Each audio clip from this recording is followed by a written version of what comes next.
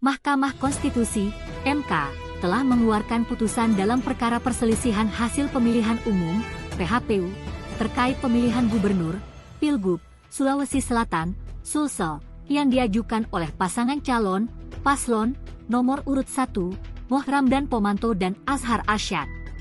Dalam perkara bernomor 257 PHPU Gubsisi 2025 tersebut, MK menolak gugatan yang diajukan pemohon.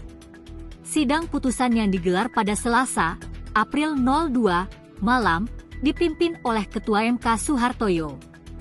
Dalam amar putusannya, Suhartoyo menyatakan bahwa permohonan pemohon tidak dapat diterima. Dalam eksepsi, mengabulkan eksepsi termohon dan pihak terkait mengenai kedudukan hukum pemohon, ujar Suhartoyo dalam persidangan.